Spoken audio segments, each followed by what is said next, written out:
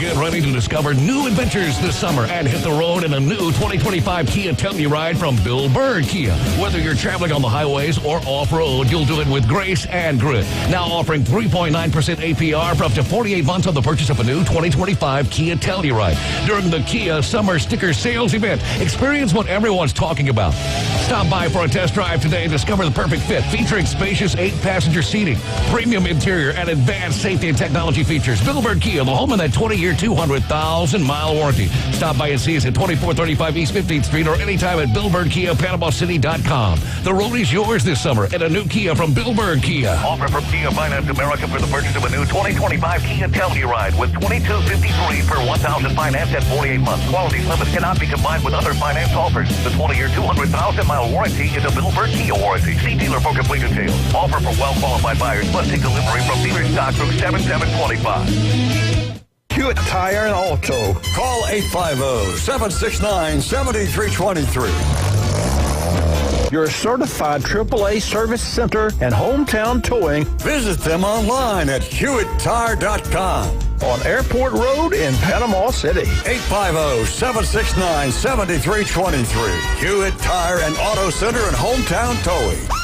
Need a tow? Call Billy at Hometown Towing, 850-265-1562. Whether you're an experienced investor or first-time buyer, Beach House will provide you with top-notch service to guide you through every step of the process. We make the real estate process fun and easy through effective marketing, strategic advertising, and always a client-focused experience. From single-family homes to full-scale developments, Beach House Sales Development has you covered. Check them out at beachhousesalesfl.com or give them a call at 850-919-3500. ESPN Northwest Florida advertisers get results. Here's MaxFit Sports Nutrition owner Jason Kovaleski. So if you're looking to advertise or if you have a small business and you're looking to drive traffic to your store, check out ESPN 104.3 with Coach James Hale Show. I've been working with them for 7 years. They've driven a lot of traffic to my business. It's one thing to advertise on the radio where people may hear it. It's another thing to be able to come on, talk to your customers directly. Get results for your business. Call ESPN Northwest Florida, 850-215-4468. WGSX Lynn Haven, WVLQ Port St. John. Powered by Panama City Toyota, ESPN Northwest Florida. It's the next evolution of sports talk radio. The biggest stories and the biggest reactions. From college to the pros. Interviews with the newsmakers, sports betting, your phone calls, and more. And now, we're taking the inside drive with Ryan Mulvey. I love it. Broadcasting from the Gulf Plus Studios on ESPN Northwest Florida.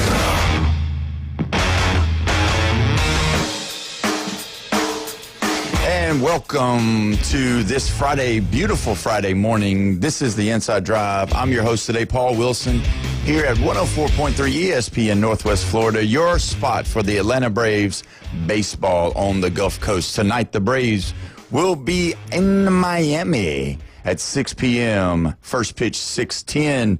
They will be going after the Marlins, and which we're going to be talking about that a lot today. Always joined by my friend, my buddy in the booth, the winner's booth, my buddy, David Hayes. Yeah, doubling up on the winning dome last night. A great night in the world of sports for me.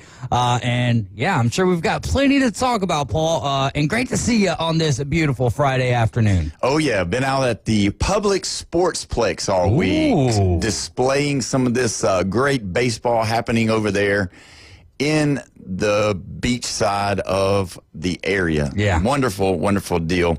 And, you know, when you go over there and you watch it, there's a whole lot of passion. Mm-hmm. I mean, you got to think, we've talked about this, and I'm starting the show out with it again.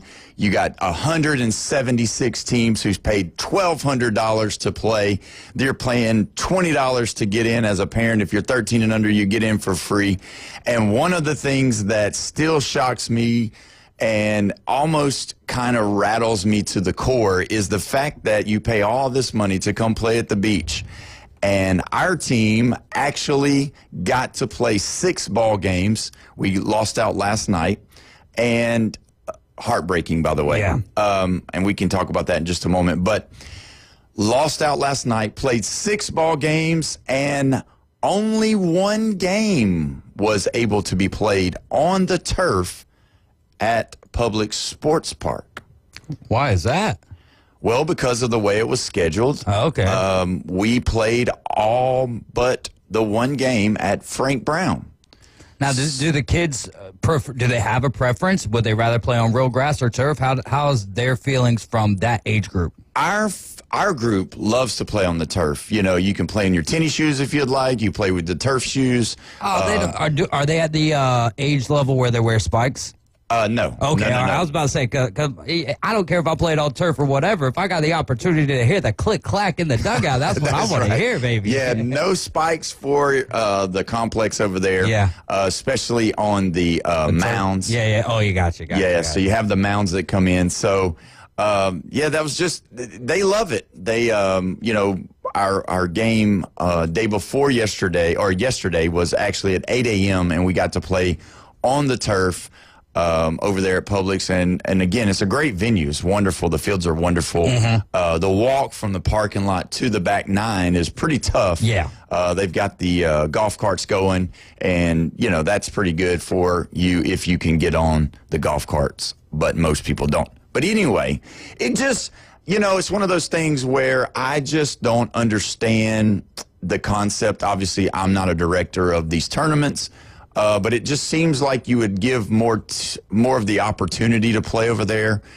Playing 6 games, we only got 1 on the turf, and I don't know, man. It just was pretty rough. Being local, it's okay for us because we didn't have to go. We didn't come several miles away, staying in hotels, having to eat out, or having to bring food or buy food or whatever to cook for the week or whatever they do.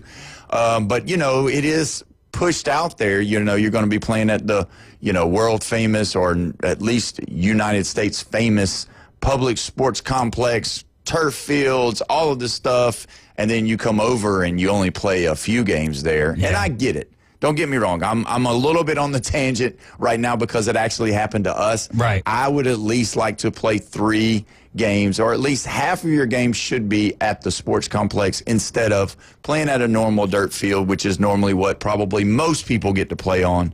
And this is being the World Series. You're thinking, okay, I'm going to Panama City Beach, and I'm going to be playing in the World Series against all these new teams from Texas, North Carolina, Louisiana, all these places. They've come here, everybody's come here together to play, and I want to play them on the turf. And I don't know if you've played on turf or if you've played on dirt mostly. Never baseball on turf, but softball. So. Yeah, so the turf, it gives a little bit more. Your slides, you can really slide. The kids, that's one of the big things. The kids, they really like to slide on that turf. I always liked sliding on dirt better for some reason. Yeah, well, what's funny is that we do play a lot on turf. Mm-hmm. Our team does. And like some of the kids, they kind of just forget. They're 9 years old, so they forget. And so sometimes they'll start their slide a little early, and we had a couple of those. And man, they just slid on that dirt, and when they slid on that dirt, it just almost stopped them. And they had to crawl to the bag. So it's like, you better wait a little later on the dirt. You can slide a little early on the turf, and you can get your slide going on pretty good there. Helps that pop-up slide too, huh? Oh yeah. So it's one of those things. Another one of the things about this weekend was yesterday during our games we had lightning delays. I don't know if everybody was paying attention yesterday, but some of the most beautiful lightning in the sky. I mean, it was beautiful. It was gorgeous. Obviously, we wasn't excited about it because, the rules are after a lightning takes place in the vicinity of the ballpark, you have to take 30 minutes off. So one of those big deals of having to sit around. And our play last night was about 2.5 hours of waiting in between a game that we'd already started, and we had the momentum. It was almost like the Pirates and the Tigers last night. Yeah. So we had the momentum early. Things were going right for us. We were doing really well. Had the delay 2.5 hours, And then the wheels came falling off, unfortunately for us here, and it ended our night and our week. But, just a great time there. Want to bring up one other thing, and it kind of alludes back to what we've been talking about here in the last week about the travel ball deal. So yesterday, after our first game was at 8, we didn't play again till around 4, but we go hitting the cages at around 3. So me and my son, we're walking in, going to the cage. And as I'm walking in, I hear a lady and her husband, I would assume, and the coach talking. And it was one of those talks to where, you're listening. You're listening. You're not trying to be nosy, but you can't help it because you can hear the voices and you can hear the excitement of what was going on.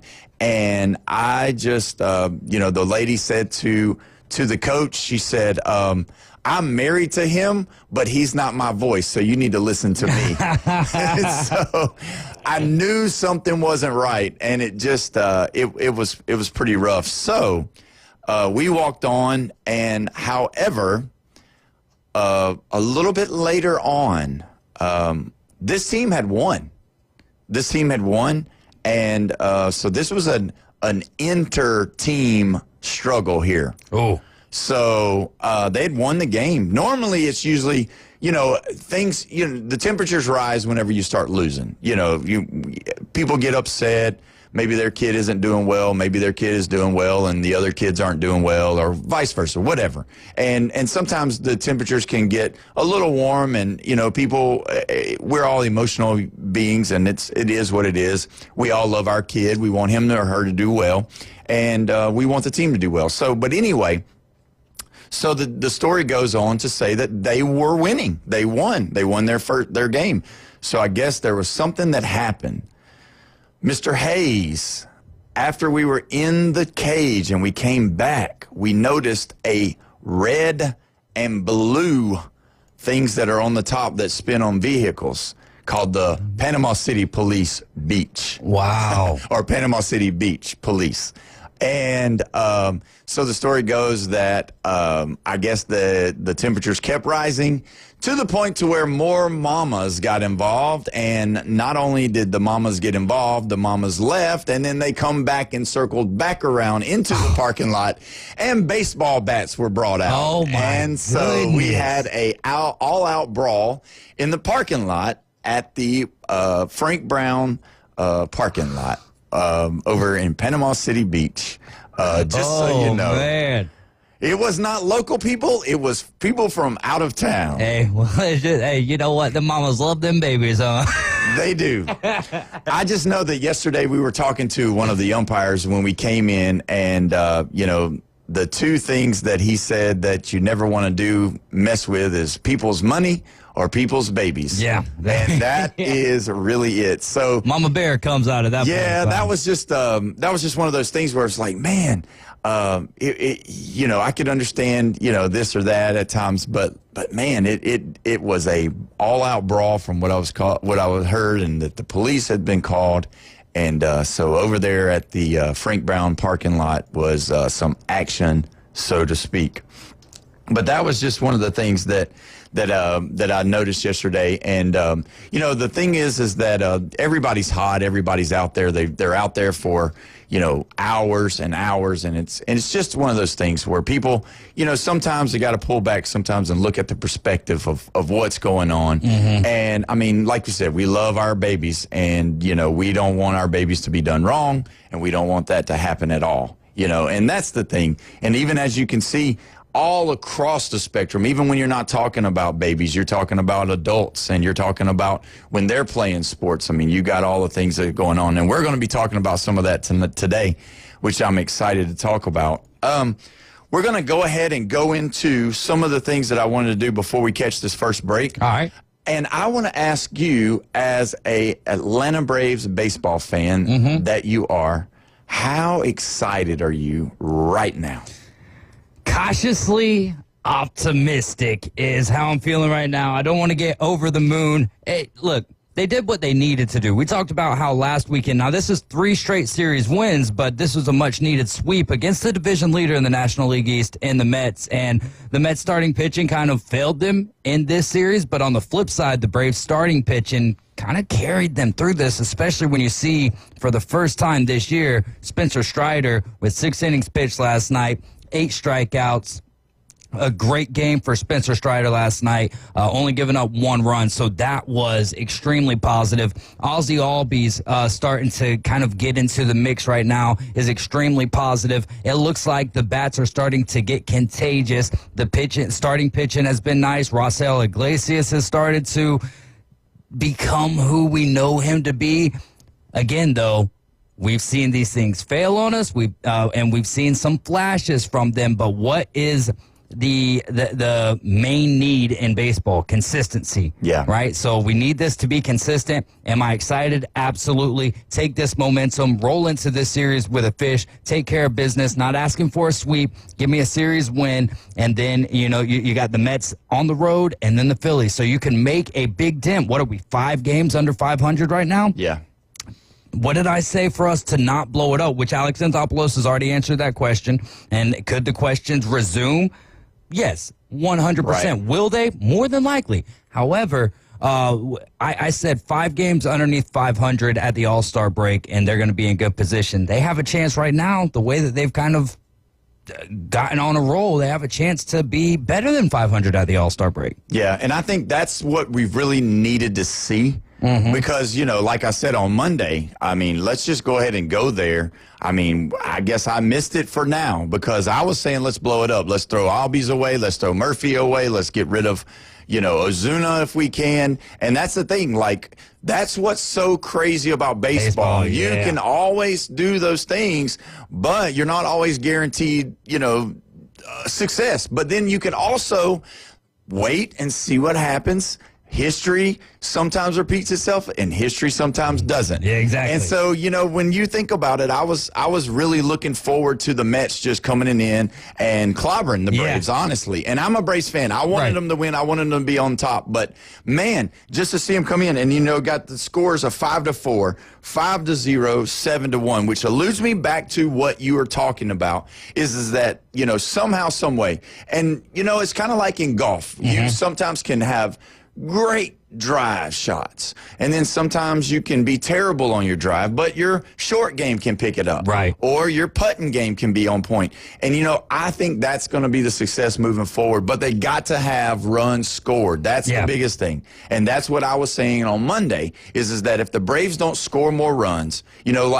I'll take it back to us in baseball for the little kids. We always talk about, what's the number? What are we looking at? We got to have a goal. What are we looking at? And our number for 9U baseball, so for us, is 8 runs. It's 2 innings per inning. We usually play 4 innings normally. We might get to the 5th inning if we have a couple of short innings, but for the most part, that number is 8. If we get to 8, we're either going to win or we're going to be in the game. Yeah. So that's the answer for us. And so with the Braves, I think they've got to have some kind of goal because they've got to, that's been the anemic part of their lineup is that not scoring runs has caused, I believe, it affects the whole thing because if you go in there and you're not scoring runs and your main guys aren't hitting and you bring in the bullpen and the bullpen gives up 3-4 runs, it's easy to pile on the bullpen and say, oh, well, the bullpen. Yeah, but what is it easier to do? It's easier to pitch when you have what? A lead. Right. So if you have a lead because you're scoring runs, then you're able to, see if your bullpen can hold on or if your starter can keep going and be able to, get into the 6th, 7th inning and really give you a good start. So what would you say that number would be for the Braves? Seeing 5 and 7, I would say somewhere in that number, 6 to 7 runs a game as far as being in a game. I think obviously you're going to have the nights where your pitching is not going to be that well, or you might make it, an error or two that causes some problems, or you might face a team that's just knocking the cover off the ball and being able to hit the baseball. I would say the number would be 4 for being in the game, 5 or 6 for winning a great amount of time, just because 4 runs for your starters. The Braves' ERA as a team is 3.66. There you go. So 4 runs kind of eclipses that, but that's, that's an average that we're looking at 3.66. But with what we've seen in this small sample size of the 3 series, the last 3 series, if the starting pitching comes to play and the Braves bats can put up 4 runs, if the bullpen's off, it's a questionable game. If the bullpen's on, if all 3 facets of the game are on for any team, they're going to be winning ball games. But I like the number for 4. And again, winning games, I'm right there with you at anywhere from 5.5 to 7. Yeah, and that's the key.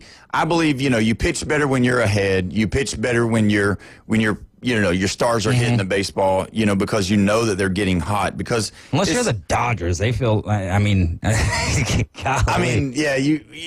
well, and that's the thing. Walk-off wins. Yeah, but also you gotta take in account with those guys is that at any moment they can score 10 runs. You know what I mean? And with that lineup, but the Braves have the propensity as well as to really put on a great show because you've got people that are in their lineup that have been known to hit the baseball. Mm-hmm. And so with the Braves coming in like they have been, not as hot, but then turning it around right here, I believe that the confidence will rise. I believe that, everything that they've been doing, I kind of think that it kind of is behind them now, and obviously you don't. What was your words about cautiously optimistic? Cautiously optimistic. And that's one thing that we are hard to do as fans, especially when it's our team, the team that we love. And when you look at it in regards to what they've got to do a little bit better in some areas, being the bullpen and, closing out games. And that's the biggest thing, too, is that, when you start playing really good baseball and you're able to play against teams that are really well rounded, like the Mets, have a strong lineup, when you catch them at a good time and you're able to sweep them like that really helps your cause. Mm-hmm. And, when you look at their numbers, they're 10 games back from the Mets and the Phillies because the Mets and the Phillies now are tied at the top. And so, which, loses another question is, will one of those teams take, a slower, are they going to be on the decline? Phillies and Mets. Yeah. I just don't want to jinx anything. I feel like when I'm talking good about the Braves, they do bad. When I'm talking bad about the Braves, they do good. So maybe y'all stink. You need to blow it up for the Phillies and the Mets, though. Long-term wise, when we're talking about the marathon of baseball, I feel like the Phillies are in better position. I feel like the Mets have been a surprise, not because of their roster or not because of their offensive pieces, but because of their starting pitching has been not overrated. It's been under the radar. It's been going under the radar for how good it's been and not having the arms that they expected to have going into the season. And the Mets, they have that tendency to met it up at the end of the year. So I would say it's more likely for the Mets to fall back and more likely for the Phillies to catch fire and be a team that the Phillies are going to be harder to catch. Yeah. That would be my thought on it. Yeah. 104.3 ESPN Northwest Florida. We're going to take a break here, but when we come back, we're going to talk more Atlanta Braves baseball and some other shocking things happened yesterday on the Major League Baseball. 104.3 ESPN Northwest Florida. We'll be right back.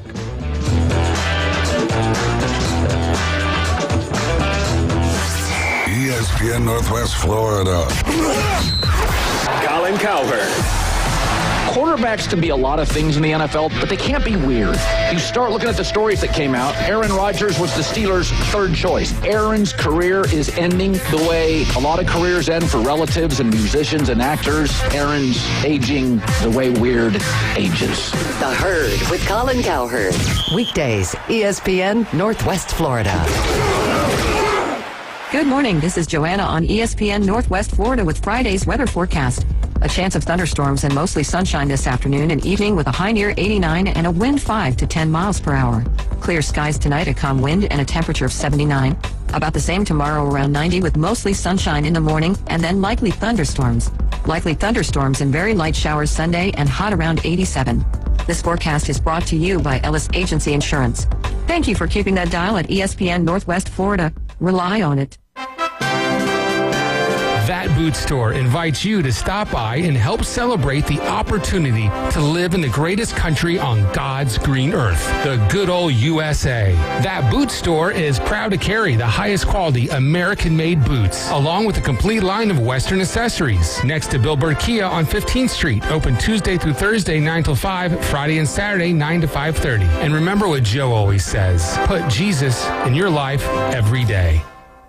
Reliable Copy Products is proud to be the exclusive dealer in Northwest Florida for Kyocera office equipment. Reliable Copy Products has been committed to providing professional, personalized service for the last 35 years. They understand that the right equipment does not always fall within today's budget requirements, so they offer several options for the equipment you need today for the growth you expect tomorrow. Call James Smothers at 784-6601, 784-6601. Reliable Copy Products on Harrison Avenue, just north of Bay High School. Broadcasting from the Gulf Plus studios, it's the Inside Drive. This is where heroes are created, legends are born, and dynasties forged. The Sports Talk Master, ESPN Northwest Florida.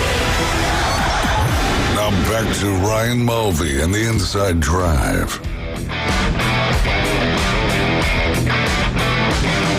And welcome back. You're listening to the Inside Drive. I'm your host today, Paul Wilson. And don't forget the 2025 Best of Bay. Go in, vote for our guy, Inside Drive with Ryan Mulvey. Also, Coach Hale is on there as well, so you could go in and vote for both of them and vote as many times as it will allow you to vote because they appreciate the votes. And that's for the best. Is that the best radio personality? Yeah, or is that best radio personality, I believe. Okay, yeah. So I believe we have the best here. And with that, I want us to all go in and vote for Ryan. Also, don't forget to pray for Ryan and his family. And also, there's a GoFundMe for him. Don't forget to go in there and donate, because this family needs it, and they are a wonderful, precious family, and we're supporting them during this whole thing, and we can't wait to have Ryan back here in the next week or so. But anyway, let's get back to this Atlanta Braves talk for just a moment. You know, and we talked about, David, how that, you know, it's going to take a team effort. It's going to take all facets of the game to really allow the Braves to get back in this hunt. Because 10 games, when you look at 10 games, you don't think 10 games is that much. It is, though, because it's going to take some help from the other teams kind of doing the decline. As you said, you don't want to jinx them. I don't want to jinx them either, but I do want to talk about it. I think that before the break, what you were saying, I think that really resonates with what I've seen in the past, is that the Mets usually will kind of taper off a little bit, and then after the break, they'll kind of go back up a little bit. And then you look at the Phillies right now, I think they're one of those teams that could catch fire too, but I'm going to disagree on that part. I'm going to think that the Phillies are going to be the ones this time. I think that Soto and the lineup from the Mets are going to, I think their pitching is probably going to taper off, but I think that the bats in that lineup are going to still catch fire, going to still hit during this time before the break comes. And I just see that the Phillies, I don't know, I know it's probably going to, you know, ruffle Caveman Rick's feathers a little bit, but I think that the Phillies are probably going to be the one that tapers off. And I could see the Braves and the Phillies being anywhere from 3 to 5 games away from each other by the time the break goes. What say you? Being 3 to 5 games down? To each other, from each other. Oh, from each other. Where are they at right now? I think they're pretty close. No, they're 10 games back. The Braves are. The Braves are 10 games back. The Mets and the Phillies are tied at 1. Ooh, I would say 3 to 5, just because of the stretch that they have. Yeah, I think that's a real possibility of being 5 games back. But they're 10 games back right now, and the Mets and the Phillies are tied. The thing for the Braves is they've been pretty good at the house this year, 22-15, but on the road they've been 12-24. Where are the next 2 series at? Marlins and the Mets on the road. So with that, we've talked about turning the corner, but we haven't turned the corner. That's my opinion. We're still not even over 500, but we're seeing life. We're seeing optimism. We're seeing the clouds, and there's the silver lining there. So this is another prove it section to me to see if we can be 3 to 5 games. If we're 3 to 5 games behind the Phillies and the Mets for the lead of the NL East headed into the All-Star break, watch out. Because this team, the way that Ronald Acuna Jr. is playing right now, the way that the pitching that we've seen in this series against a good New York Mets team who is now 18-20 on the road, but going into the series was 18-17, so not the greatest on the road, but still not terrible. This is another prove it stretch, not just a series, but a stretch here against NL East rivals. Yeah, and see, I think to answer your question, yes, I agree with you that 3 to 5 is a real possibility. Yeah, and I see that the Braves could have that turnt. I don't know if you spell that T-U-R-N-T. Yeah, that's how I'm spelling it. Whatever you want. But I just know that when you turn the corner, you have the opportunity to see it right now, because if they could do something great and go down and take 2 of 3 against the Marlins and then somehow, some way, either sweep, I know this is a big step, or take 2 or 3 from the Mets in New York, that would be, to me, the turning of the corner I think that they need. I believe that with that, you really have to take a step back and say, okay, let's don't get the carriage ahead of the horses, or whatever you would say. But I do see that would be really an indication that they're headed in the right direction, and that could possibly be, if you can go below 7 games before the break, I believe that is in very well striking distance to be able to make this season what we know or what we hope that it could be. Yeah, and I would say that you don't got to sweep the Mets. You don't have to sweep any of the next 2 teams. I would say 4 out of 6, though. Yeah. So that would be 2-2, or a sweep in one and 1 win in the other series. I would like to see them win both of these series on the road, and then again, I mean, that's the key to success in Major League Baseball, and is winning series. But then when you've gotten into this big of a hole, then you have to start sweeping some series. So if they can sweep one of the Phillies or the Mets, yeah. So, oh my goodness, yeah. Watch out for this team. But again, for me, we've seen Spencer Strider take that first step. I think that could continue, barring injury. Chris Sale has started to become lights out over the last 6 or 7 starts. Wonderful. So Bryce Elder and A.J. Smith-Shawver now, those are, A.J. Smith, was it Smith-Shawver or yeah, A.J. Smith went down, so it's Schwellenbach. Yeah, there you go. Schwellenbach's still going, so those 2 guys step in the right direction. Hey, and Holmes. Then, Grant Holmes as well, yeah, so those 3 guys, and then daggum, when you get Reynaldo Lopez back, maybe he's a bullpen guy this year. Yeah, well, and that's the thing. You want to have, the bullpen guys going good. You want to have your starting pitching going good, and then also you want to be able to hit the baseball. But, let's talk about this real quick, because you did bring it up. I think the biggest thing for them, and which I have always been a big fan, and which a lot of people are, but I don't know if you've read the numbers, but Acuna, hey, he's been the best baseball player in the major leagues since he's come back. Hit me with the stats. First in OPS at 1.214.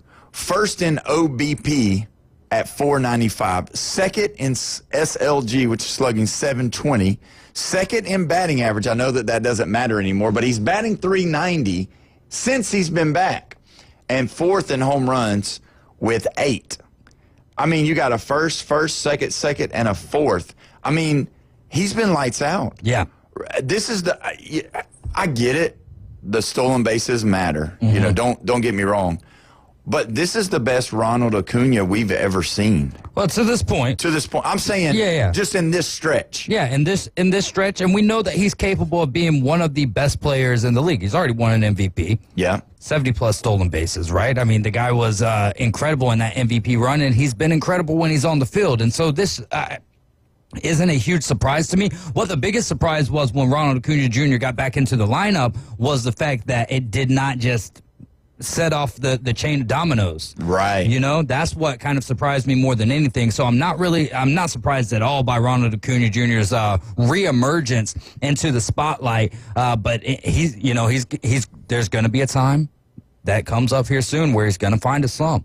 You know, what do the other guys do with their bats to bring Ronnie back up? So those are the things I'm looking at. But yeah, if you're going to be a team that is going to have the bounce back ability, the spurt ability, you're going to need a guy like Ronald Acuna Jr. who can set the tone for that lineup. So bad news is if the Braves did make a trade with the A's and bring over Jacob Wilson, he would not be hitting leadoff for the Atlanta Braves. He'd find himself in the 2 or the 9 spot, I believe. Yeah, it definitely wouldn't be number 1, that's for sure, because realistically, that guy is just, I mean, he is an awesome, awesome player, and I just love watching him. I feel like with him just being there, and you know, I think, so this is something kind of off cuff here, but follow me if you would. So back in the 90s and into the 2000s when Jordan was playing basketball, there would be this deal where when they would come in to play against Michael would have them over for dinner, or he would have them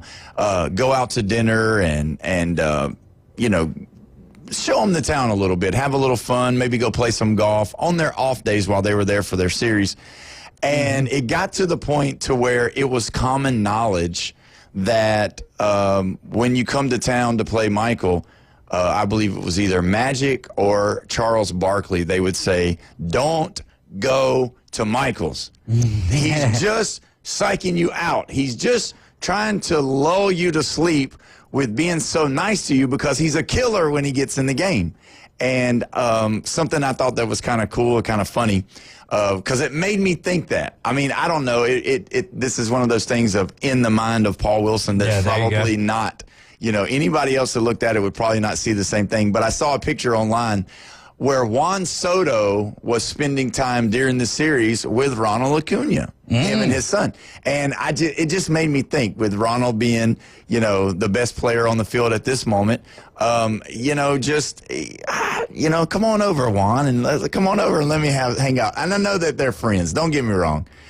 But it made me think of that when I saw the picture online with them. Well, I think there's big generational differences in how athletes are these days and how they were back in Mike's day. Yeah. Right? I think we see a lot more intermingling between athletes that play on rival franchises and all of that good stuff. And again, these guys are from different countries, so there's also that thing that brings them together. You know what I mean? Even though I believe Soto's from the DR and Ronald's from Venezuela. Yeah, I believe but you're still right. Spanish-speaking countries. So there's that commonality that they have between each other.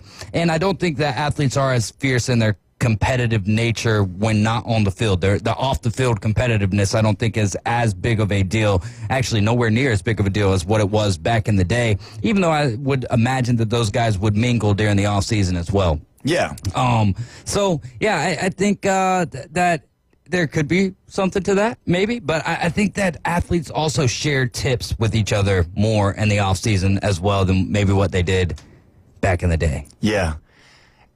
Don't forget, if you want to call or text us, the 850-215-6290. If you've got anything to add to the conversation or if there's something else you want to bring up, we'd be grateful to listen to you and definitely want you to call or text in. I like the parallel, though. I like the analogy of kind of Mike did that, so maybe Ronald Acuna Jr. is channeling his inner MJ, his inner GOAT. Yeah, because, like, you know, when you think of it that way, obviously, you know, baseball is a lot different than basketball, where you're not, you know, there was always that chance that Michael was going to be guarding Magic or maybe Charles or whoever. But, you know, Soto's not pitching, so, you know, either way. But that kind of pushes me to something else real quick, because, you know, that's a great analogy that you brought up, or that we were talking about, that, you know, it isn't the same as it used to be. There isn't that hatred in sports anymore like it used to be. The fans still have the hatred. I mean, you know, the other day I was listening to you and Caveman Rick talking on the Underdogs, and Caveman Rick, his hatred of any teams that is rivals for those Philadelphia Eagles or the Phillies is still pretty strong.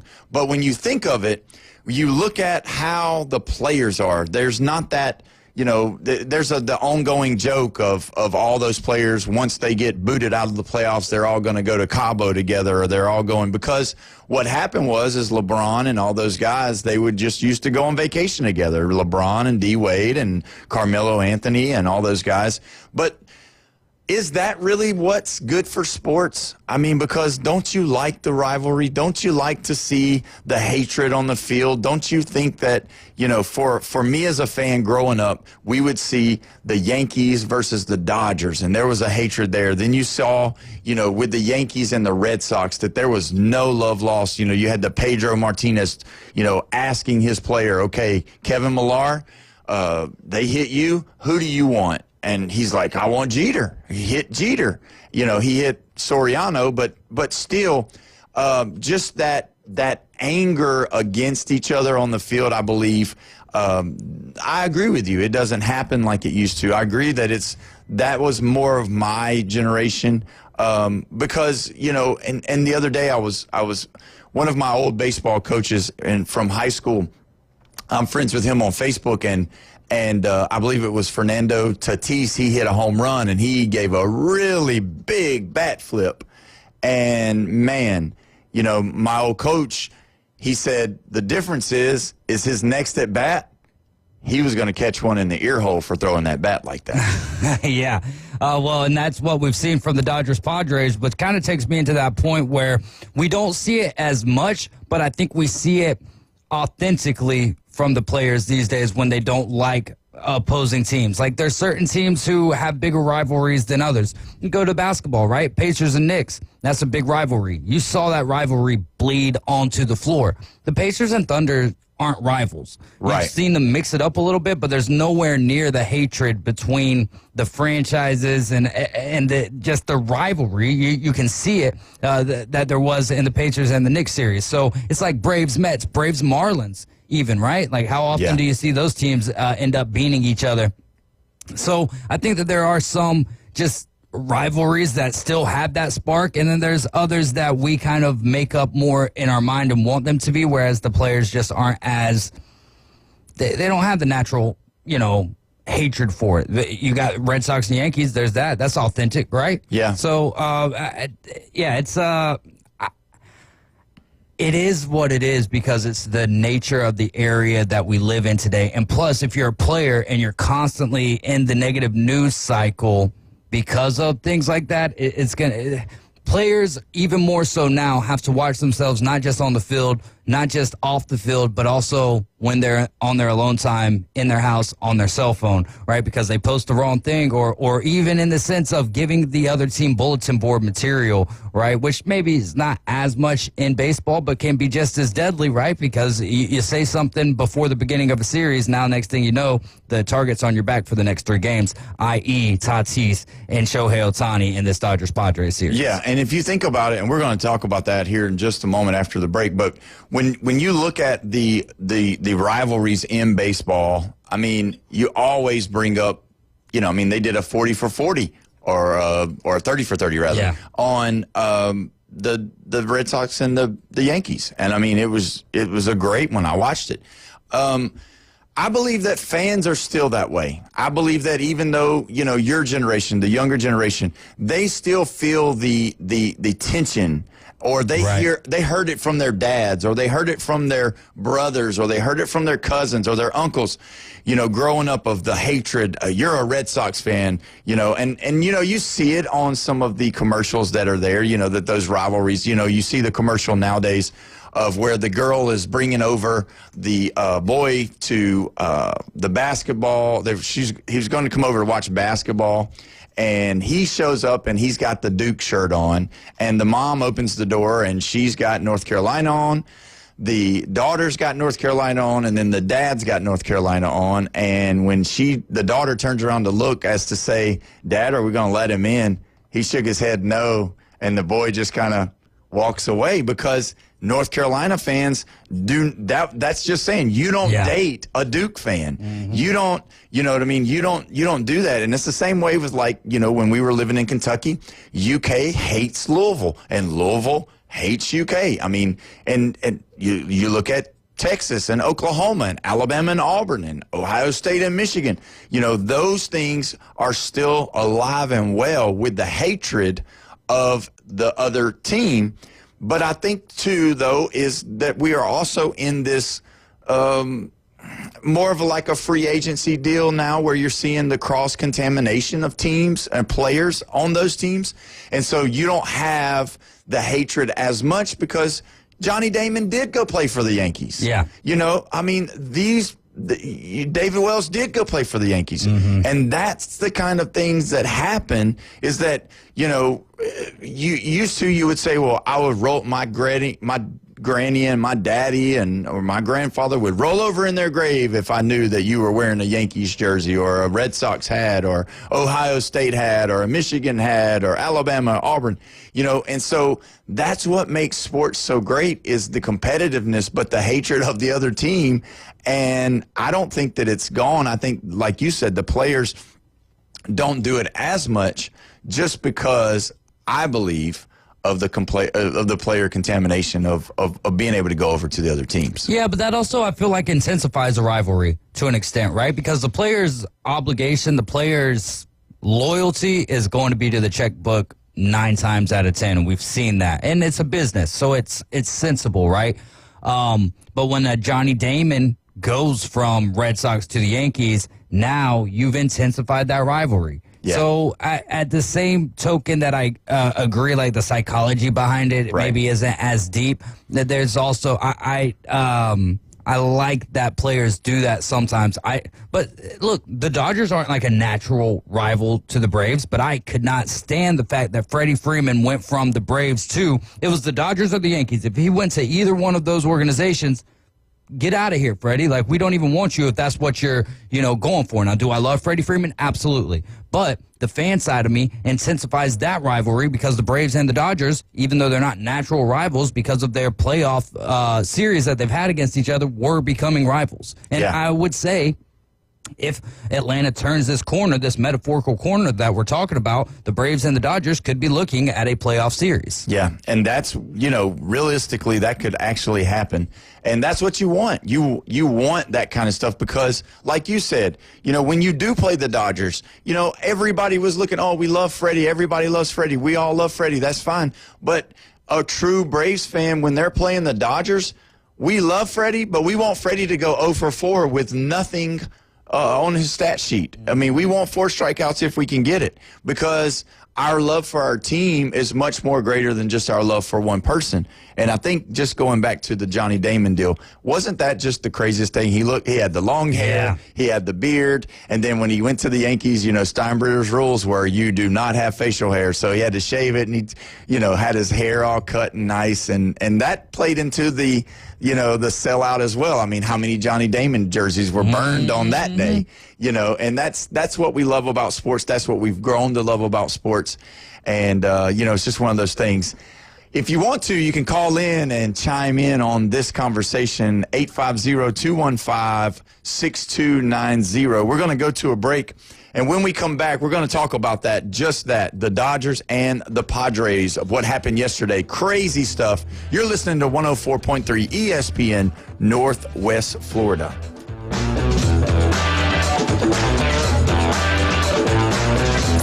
It's the PCB Hobby Takeover with Todd. Mondays at 5:20 on ESPN Northwest Florida. That is a very high-end card and very rare. Todd talks about coins, trading cards, collectibles, and the amazing stories behind them. It was the first one that's ever come through my door. Plus, we'll be taking your calls and questions at 850-215-6290. The PCB Hobby Takeover. A platform for you to do your hobby. Mondays at 5:20 on the Sports Talk Monster. ESPN Northwest Florida. Get ready to discover new adventures this summer and hit the road in a new Kia from Bill Bird Kia. Our SUV family is built for all in adventures and endless possibilities. Stop by Bill Bird Kia today and test drive a new 2025 Kia Soul, Seltos, Sportage, Sorento, or Telluride. You'll find the perfect balance with comfort, safety, and technology. Now offering 1.9% APR up to 60 months on the purchase of a new 2025 Kia Sorento during the Kia Summer Sticker Sales Event. Bill Bird Kia is the home of that 20-year, 200,000-mile warranty. See us today at 2435 East 15th Street or anytime at BillBirdKiaPanamaCity.com. Enjoy the view this summer because the road is yours in a new Kia from Bill Bird Kia. Offer from Kia Finance America for the purchase of a new 2025 Kia Sorento with $1,748 per 1,000 finance in 60 months. Qualities limited. Cannot be combined with other finance offers. The 20-year, 200,000-mile warranty is the Bill Bird Kia warranty. See dealer for complete details. Offer for well-qualified buyers. Must take delivery from dealer stock through 7725. Hi, folks. It's Tracy with Tracy's Fine Jewelry and Coin and Bullion Reserves. Did you know that we do more than just sell some of the finest jewelry in town? We can engrave on your wedding band, locket, Yeti cup, or almost anything.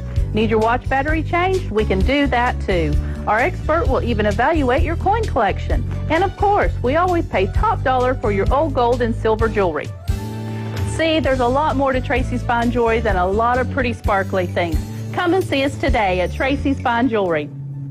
Now back to the Inside Drive, live and local from the Gulf Plus studios. He has over 10 items in the express lane. He pays with checks and he doesn't return his shopping carts. You have ruined groceries for me. Now back to Ryan Mulvey and the Inside Drive. ESPN Northwest Florida. Not sorry. And welcome back. You're listening to the Inside Drive. I'm your host today, Paul Wilson. So good to have you listening to us wherever you're listening to us from, whether it's on the app or whether you're listening on the radio or one of the social media platforms that you love to listen to. We appreciate every like, comment, follow, share, all of those things. I do want to add that it looks like ESPN Radio Northwest Florida got up to 5,000 followers over the week.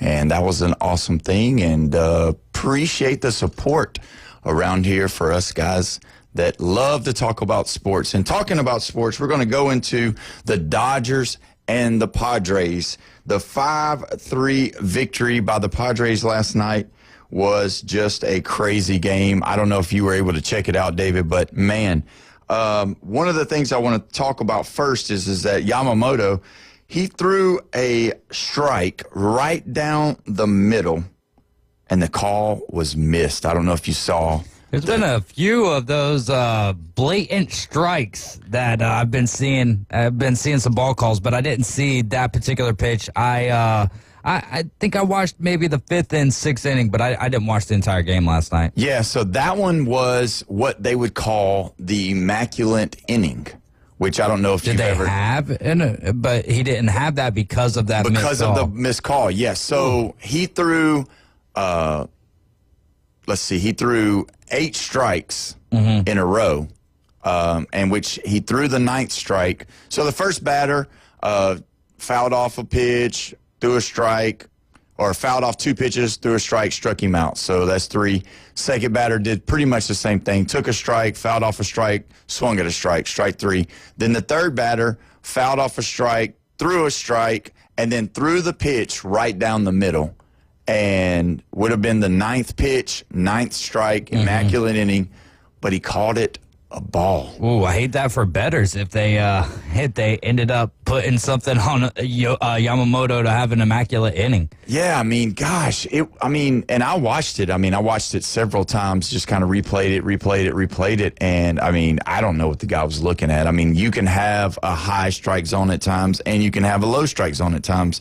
But that one was not even close. I mean, it wasn't even like on the line. It wasn't something that you could say, I could see where he would miss that one. I mean, he's right there in the slot, right behind the batter looking. And, I mean, that thing went right down the middle. I don't know what he was looking at.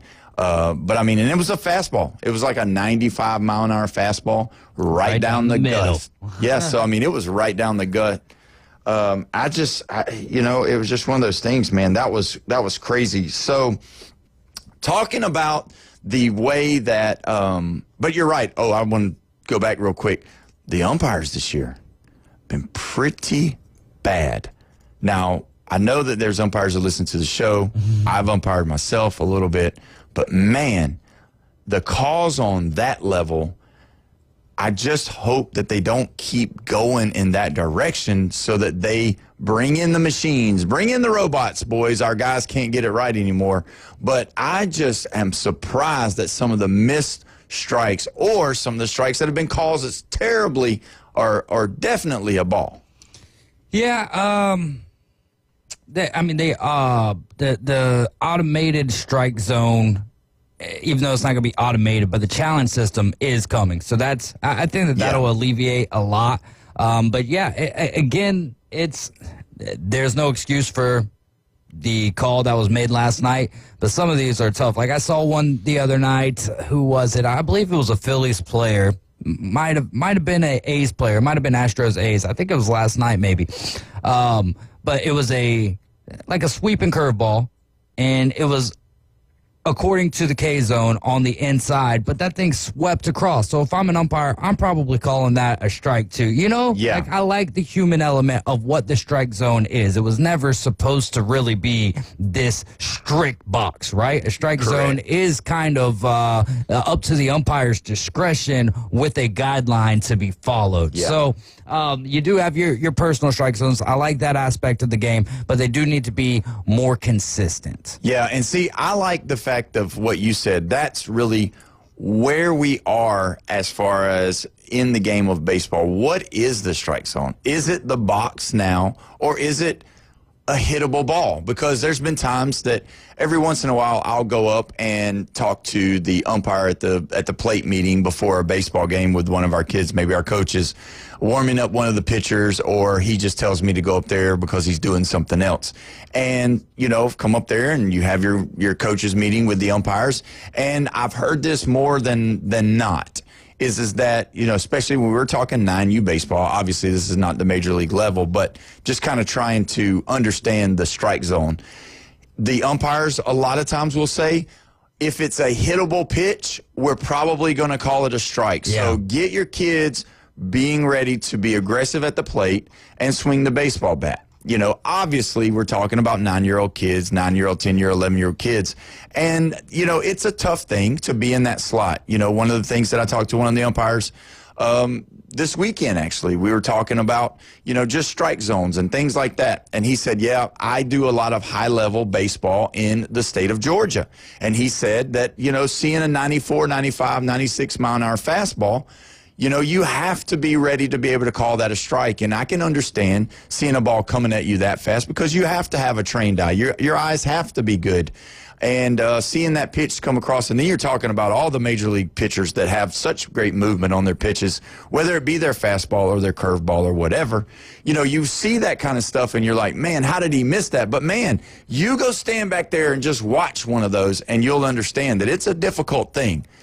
So I get both sides to it, but I also think that with those guys making the money that they're making, they should most of the time make the calls. Yeah. You know what I mean? Like, especially something like that, because that was very, very, that was a really bad call. I think, if there's an opportunity, I don't know if they do. I would have to look it up. I don't know if they fine umpires, if they get a 1-strike, 2-strike, 3-strike type of approach before they get fined or sidelined or suspended or whatever. But there's been some really bad calls this year. It almost lends to think that Angel Hernandez is a part of the training of these umpires. You know what I mean? You would like to think that's for sure. But, it's, again, anything that is controlled by a human is not going to have 100% accuracy. So, and the fact is, when you go look at the umpire scorecards, we're talking about high 90s success. So right. So it's one of those things that we're talking about a couple of calls a game, and there's a couple of balls that could have been strikes that could have been balls, and the object of the game, yes, is or one of the factors of the game is having a good eye, but the object of the game in all reality is to put the ball in play. So let's swing the bats, boys. Yeah, and that's the biggest thing too, is that if it's close, you should be swinging anyway. Yeah. Obviously. Yeah, like I hate seeing 3, even if it's 3-2, and back when I was playing ball, like I loved, I prided myself on being able to have a good eye for the strike zone, right? But at the end of the day, your job is to put the ball in play. I guess your job, you can argue back and say your job's to get on base. And I'm not going to argue with that. Right. But, and even more so at the major league level, right? But if it's 3-2 and the pitch is close, I would like to see umpires ringing them up if it's less than a full baseball outside of the strike zone, I think you should be swinging the daggum bat. Yeah, I mean, and that's really where we are. You know what I mean? If you're a Major League Baseball player, you would, you've been doing this for a long time. You're not a novice here. You're an actual professional, and it is good to see him swing the bat. But getting back to the Padres and the Dodgers, so the ninth inning came. There already had been some tension going on through the series where Shohei Ohtani was hit the other day. And so it's been kind of going back and forth. There's been a little bit of, jarring back and forth. And just to see the way that the game ended last night and seeing Tatis getting hit, I don't know if you saw it, but he got hit on his hand and it was high and inside pitch. And, he hit him pretty good and he went down. And the Padres manager, I'm not sure exactly how to pronounce his name. It's Schilt, I believe. I believe that's what his name is. Schilt, yeah. Okay, yeah. So Schilt, he come out of the dugout. Obviously, Dave Roberts came out of the dugout. So Schilt started going towards Roberts, and he basically pointed at him, and you could tell that he was saying that you called for this. You're trying to hit, obviously Tatis is their best player. I mean, he's their guy. And to hit him, and which, and then Dave Roberts, which, there's one thing that I'm pretty decent at, not a lot of things in life, but there are some good things that I can do, and that's lip reading. And so Dave Roberts was saying, you think that I told my pitcher to hit him? Yeah. Do you think? And so by the time they got close, Roberts gave him a shove. I mean, it was close. They allowed them to get close enough that Roberts was able to push Schilt, and they had to be separated. And Roberts and Schilt were just going back and forth. And I'm not 100% on this, but I guess you can put it down that I said this, and if I'm wrong, I'll take it back later. But it looked like to me, based off of my expertise in being able to read lips, that Dave Roberts told Schilt, we can handle this after the game outside. I'd pay for that one. I'd pay for that one. So I don't know. I mean, I think that was one of those things where, it was a deal that I would like to look into it more. Well, we're going to take a break real quick, and when we come back, we're going to give our final opinions on that almost brawl, and we might talk about a couple other brawls that happened on 104.3 ESPN Northwest Florida. We'll be right back.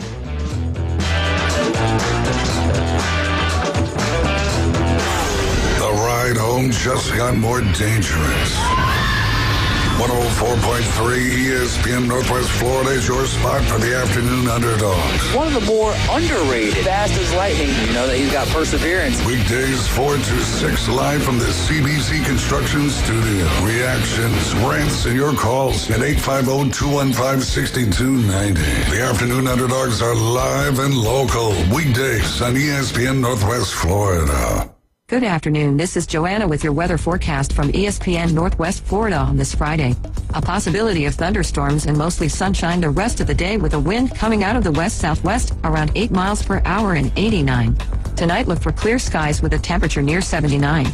Tomorrow, a high around 90 and mostly sunshine in the morning and then likely thunderstorms. This weather forecast is sponsored by Mid-South Lumber, the best little lumber yard in Panama City. Thank you for keeping that dial on ESPN Northwest Florida. Rely on it. Whether you're an experienced investor or first-time buyer, Beach House will provide you with top-notch service to guide you through every step of the process. We make the real estate process fun and easy through effective marketing, strategic advertising, and always a client-focused experience. From single-family homes to full-scale developments, Beach House Sales Development has you covered. Check them out at beachhousesalesfl.com or give them a call at 850-919-3500. WGSX Lynn Haven, WVLQ Port St. Joe. Powered by Panama City Toyota. And that's out of the ballpark. ESPN, Northwest Florida. No one wants to deal with a plumbing, electrical, or HVAC emergency. It's even worse when you're not sure what it'll cost, when it'll get fixed, or if someone's just selling you something. When you call Hiller, you can trust our experts to actually solve your home's problems quickly. And with true transparency pricing, you know the price you're told is the price you'll actually pay. Book online now at happyhiller.com. Happy you'll be, or the service is free. Call the Happy Face Truck today. Broadcasting from the Gulf Plus Studios, it's the Inside Drive. And now, the afternoon delight debrief with the three degenerates from the Inside Drive. Afternoon delight. ESPN Northwest Florida. And welcome back. You're listening to the Inside Drive. I'm your host today, Paul Wilson. So good to have you here. You are listening to your spot for the Atlanta Braves baseball on the Gulf Coast, where the Braves tonight take on the Miami Marlins at 6 o'clock. First pitch, 6:10, hoping for the Braves to stay in the win column to play more good winning baseball. You know, David, as we were talking before the break, we were talking about how that the Padres and the Dodgers were kind of going back and forth, and you know, with them being in the same division and all that, that just you know, it's really good baseball coming up with those guys, because when the managers get involved, I believe that it really takes it to another level. And I do believe, without a doubt in my mind, that the call was for them, maybe not to hit him, but definitely to back him off the plate a little bit, because they had hit their best player, Shohei Ohtani, before as well, and which is what started the whole thing for the Padres. Yeah, because it started in game one of this series, right? Both of them got hit, then both of them got hit last night, and I guess Tatis got hit first last night, right? Yes. Yeah, so I guess that happened the same way in game one, and then when Shohei got hit, the benches are about ready to get out there again, and Shohei's just like, no, y'all stay put over there. Yeah. We got a game to play. Which is crazy to me, because, you know, obviously he's the best player on the team, right? And he's the leader, but you don't see him, you know, with there's a language barrier and that kind of thing. And I did see an interview not too long ago from Mookie, and he basically said, you know, I see him at the ballpark for the most part, but Shohei is more of a personal, you know, quiet, personal type guy. So he stays to himself. Not a lot of outside stuff going on with him. So it was kind of crazy to see all the hoorah, so to speak, but to see him as the leader, as who I would say he, you know, because you got Freddie and you got Mookie and you got, you know, Kershaw, and those guys, they've been there in the league. They've been a Dodger for a while now. And to see him be the superstar, for him to tell them, okay, hey guys, let's not come out. We're not going to do this. I'm fine. And then I think he shook Ariza's hand over there at first base type thing. So maybe it is squashed. But that pitch in itself, I don't know if you saw that pitch. That pitch wasn't even close as well. I mean, he clearly hit him in the back. Yeah. And you as a major league pitcher, you know when you can throw the ball in and trying to hit a corner, or you're trying to brush him back a little bit, but you also know that when you're going to hit him.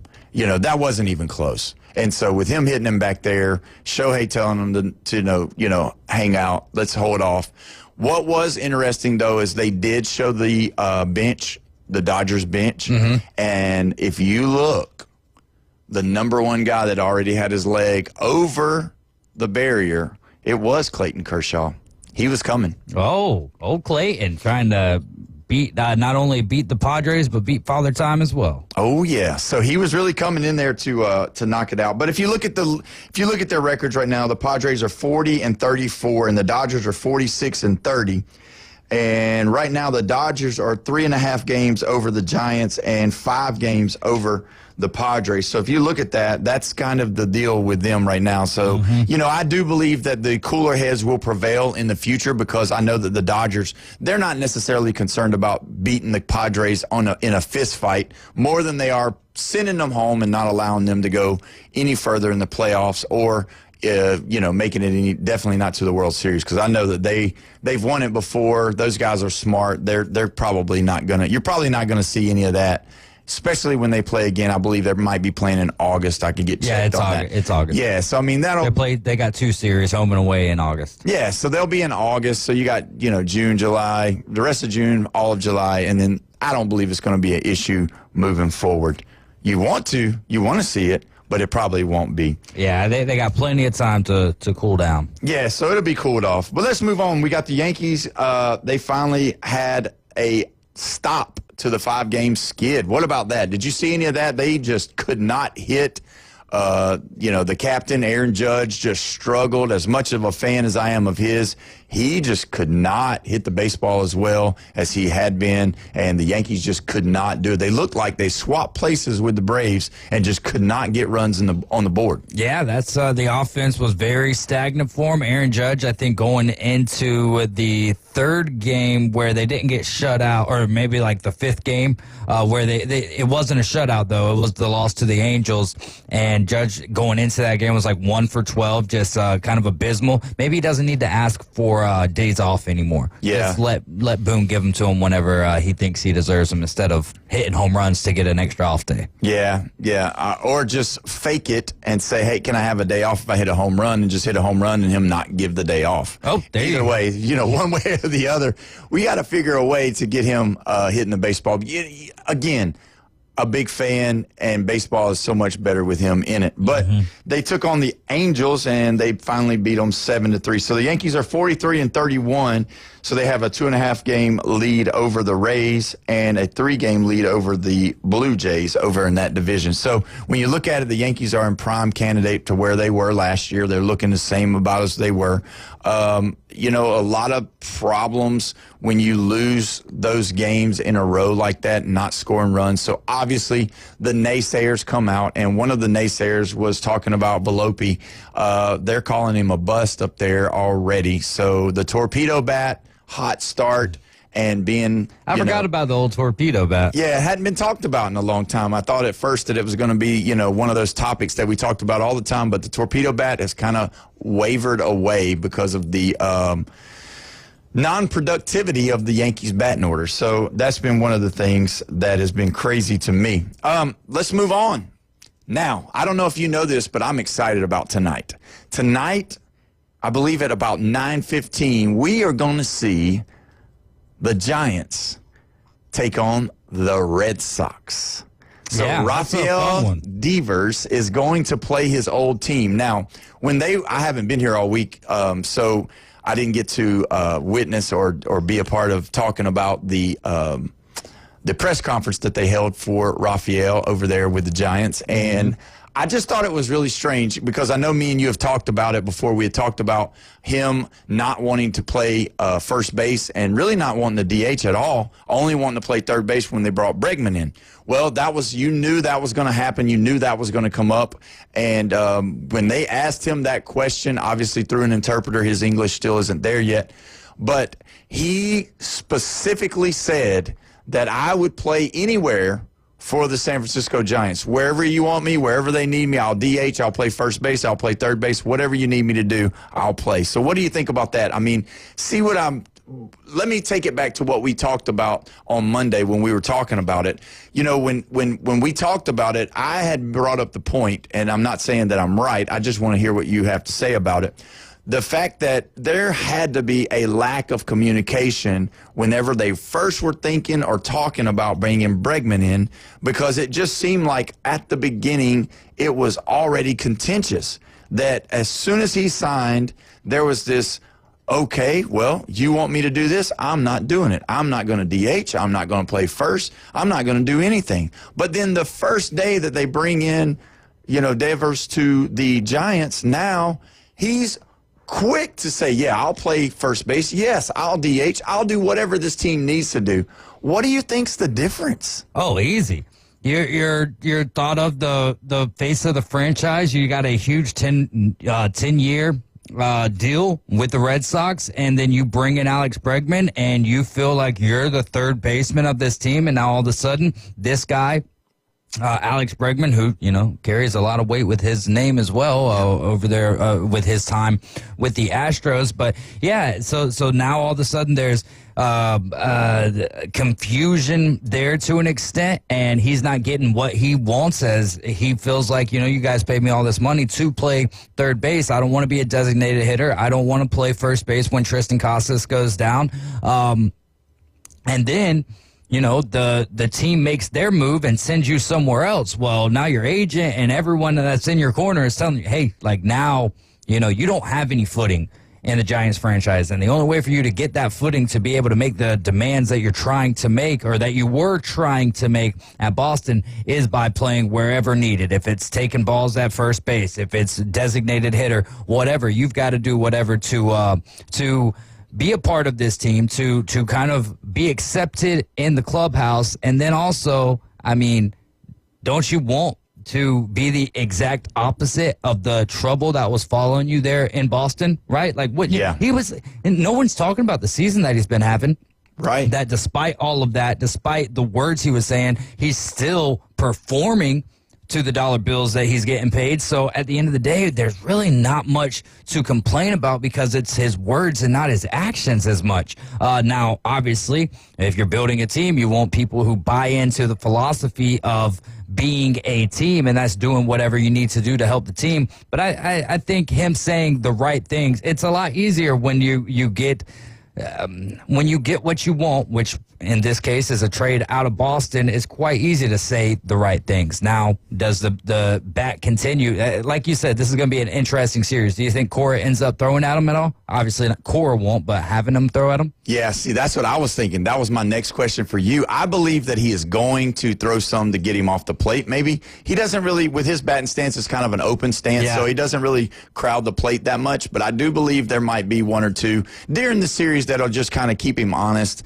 and maybe do for good television. Because honestly, you got to think, this is what everybody's wanting to see. People are wanting to see it because, with the way things were, we love seeing a divorce, so to speak, with players and teams. And then, that's, made for television moments. If you have something that happens, whether it be him hitting a home run, whether he's striking out 3 or 4 times, whether somebody says something to him, because obviously with the 64-man roster, you're not going to, not that many, but obviously with the roster, you're going to have to see, there's people that probably don't appreciate the way that he went about his work while he was with the Red Sox, whether that's a middle reliever, whether that's a starting pitcher or one of the closers.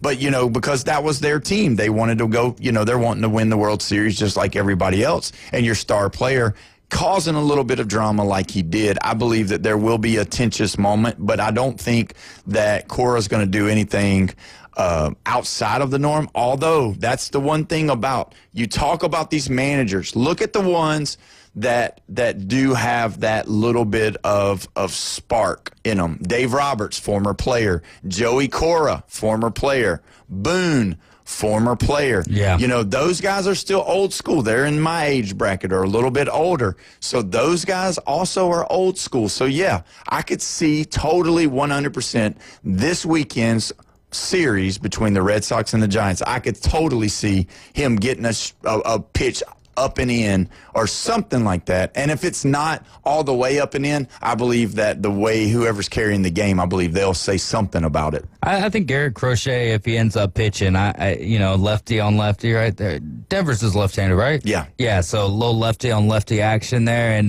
just a little sweet chin music, but don't actually hit him in the chin. Kind of hit him how Shohei got. Shohei last night was in the it was in the arm, wasn't it? And then the game 1 of that series was in the hip area. Yeah, or leg area. The one was the one was kind of around the knee, and then the other one was in the. I'm gonna sound really smart right now, in the latimus dorsi. Oh yeah, your old lat. There you go. So that was the where he got hit on the last one. For me, I seeing Devers get up there and swing the bat. He always has the plug chewing tobacco in his mouth, so he's always chewing on that, and he's kind of the old school guy. He still wears the eye black and all that. It would just be good for him to throw one up tight and make him really get out of the way. Maybe lose his helmet, not hit him, but make him lose his helmet to the point where he gets up and then he either smacks one out of the stadium or he hits one right back up the middle. That'd just be made for television. Yeah, that would be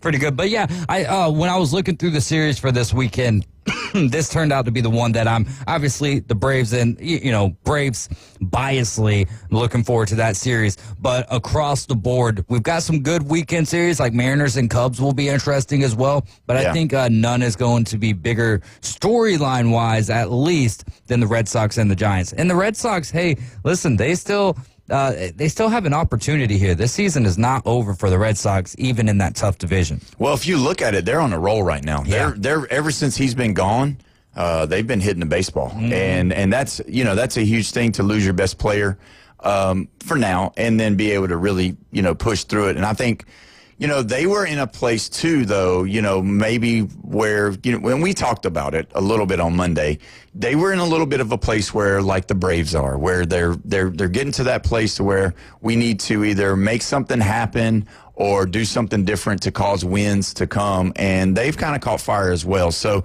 it's probably going to be a really good series because the Giants are doing really well too. So I don't know. We'll see. I'm excited about it. I'm going to watch it. I believe that, every at-bat that Devers is up there, I believe people will probably stop what they're doing to kind of watch that or record it or something and fast-forward it to his at-bat. But, I mean, realistically, the Red Sox coming in are hot, and then the Giants, they've been playing some really good baseball. The thing that they got to look into as well is that they've got Matt Chapman coming back from the DL. He'll come back. He's on the 10-day IL right now. So I think he had some kind of hand problem, wrist problem, something like that. He's wearing a splint. But anyway, I mean, and I know him. I mean, he is a great third baseman. Right. So there's no possible way, because Devers isn't a bad third baseman, but he's not.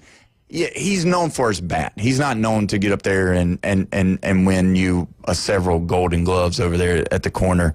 But he's serviceable. And, I believe, I think it would be cool. Like, if you want to know what I think would be cool is for him to start at third base this series. I think that's what I want to see right off the bat. I want to see him run out there and play third base, take some ground balls, or throwing balls from the first baseman, and then it would just be great for him to just kind of look over, and some of the Red Sox look over at him, and then that calls him to get the high and inside pitch to go ahead and start the series off the right way. I would like to see him play third base in the first game, first base in the second game, designated hitter in the third game, and then the Giants are blowing out the Red Sox and Devers comes in to pitch. Obviously would not happen, but just how interesting would that be? Oh, would that be great? That would be 67 great. mile an hour beanball right to the dugout. Yeah. Well, that would be great as if he got hit or backed off the plate, and then whenever he come in to pitch, if he was able to throw one on the inside part of the plate on Bregman. But I don't think Bregman's playing right now. Yeah, no. So, no, he'll be out for. That's another reason that was kind of like, wow. After the Bregman injury, it kind of felt like storybook. See, told you so. Ball don't lie. Rafael Devers. He should be in there at third base. And nah, man, you did he. In the game of chess, played the wrong move if he wanted to be a Red Sox. Right. If he wanted to be in Boston, that's how you upset a fan base. That's how you upset a GM. That's how you upset a manager. No one's going to be happy I play third base, and that's it. Regardless of the language barrier, anything, that's just not the game of baseball. Yeah, and that's the thing. I mean, to me, the communication, there had to be a break in the communication, and it had to be early because they didn't just one day get a whim of saying, hey, we want Bregman. Yeah. Like, they had been thinking about this. They had been talking about this. They had been talking to the agents. They had been talking to the Astros. They knew what they were doing. They knew they wanted him. They knew they were going to try to get him. And somehow, some way, nobody told Devers, or it was the opposite that nobody has told us about, is that they went to Devers to talk to him about it, and he shut it down and shut them down. And that pushed them to the place to where they said, we're either going to take him and you're going to either learn how to coexist, or, we'll take him and get rid we'll and take deal him you. And we'll deal you. And as good as you are, and as good as we think you are, and as good as you think you are, no one person is too good for where we think the organization's going to go, Yeah. And so you hope to see one or the other things happen. You either hope to see the Red Sox continue and make a run and go far into the playoffs and have a good season, or you want to see, everybody wants to see somebody be right and somebody be wrong, because when you get to those things, you're going to have two sides of the spectrum. People are going to love him, and there's people that are going to hate him now. And, because like what we talked about earlier, they're going to burn those jerseys, those Devers jerseys. I was hoping, I looked it up and I didn't know it was in San Francisco, but man, wouldn't that have been great? I would have loved to have seen him at Boston for this series right now, since it's so fresh. Yeah. I mean, you know what I mean? Like, that's just what I wish. And I to think hear it's the better boos. I think it's better for Devers that it's out west. But yeah, you're right, man. But hey, we'll get it next year. Yeah, Right. we'll get it. Yeah, Maybe. What if we get a Giants Red Sox World Series? The Devers series. Oh man, wouldn't that be something though? I don't know. I'd watch it. Why I'd not? watch it. Yeah, Yeah, I'm I'd watch watching it. any World Series. So Yeah, I'd love to. I would have loved to have seen him, because the boos would have been. They yeah. would have been. You'd have been able to hear him on TV. But if it does make it to that area that we're talking about, the World Series, just the boos would be 10 times as loud. Oh, it would be terrible. And then if he was to win the World Series MVP, or if he was to go and just like stink it up and go like 0 for 15 or 20 or something like that, Yeah, I think it would be more interesting if Devers were to not have success over there, because then it's like we all feel like the Giants won the trade just off of, if you don't look at the context and you just look at the players traded for one another. It feels like the Giants hands down won this trade. But if Devers isn't successful, then are we looking at this at the end of the year like, what trick did the Red Sox have up their sleeves? But the thing for the Giants, too, taking on this contract is the fact that he doesn't have to produce this year. No. He's got 8 more years to show you. Yeah, and I mean, I personally like him. I like his way, because he's not like going to hit 60 home runs. But he's a higher batting average guy, and he's a high contact guy, and he will hit your home runs. But I just like the way he played the game. I thought he played it the right way. Outside of all this stuff that happens outside of baseball. Yeah. But like on the field playing, I loved watching him play. My wife talked about how it's kind of gross watching him chew that plug in his mouth where he's got it all open and all that. But as outside of that, I really enjoyed watching him play. He'd stretch a single into a double. He would hustle, that whole thing. Like, I just liked him as a player. That team, though, think about who all they've had over there with the Red Sox. And it's just crazy to me that nobody, I say nobody, we're down here in Florida, they're in Boston, so we don't hear as much. But, man, the talent that has come through the doors of up there, it's just like crazy. And they don't have any of those world championships to show for it for, the last 10 years. So either way, I love the Yankees. I don't hate. But you love Rafael Devers. I don't hate Devers. And so I'm kind of mixed with this, just because I do love the style of play. Yeah. And I don't know if that makes sense. It's just like having a team that you don't like, but you respect the player or a player that they have, and you just kind of, in the back of your mind, you kind of root for that player. Yeah, none of my rivals. Like JT Realmuto, I feel like is a guy I would like to see be a Brave. I don't root for. I can't say that. He's on my fantasy baseball team, so I root for him in that aspect. So that also is one of those things that blurs the lines a little bit. Is fantasy baseball, right? Because you'll be rooting for players in certain settings. So yeah, but I don't think I got any players that I actively root for that play for my rivals, though. Yeah, see, that's the thing. Like, outside of fantasy baseball, but again, that's not natural. Yeah, see, like, I don't pull for anybody that played for Ohio State. And I don't pull for anybody that plays for Auburn. And I don't pull in for anybody that plays for LSU. So now, what about when they go to the league? Do you still hate them? I still hate them. Okay. Like, to the fullest extent, too. Yeah. And if you want to say what order, Ohio State players have now passed Auburn players. I mean, I used to really dislike Cam Newton.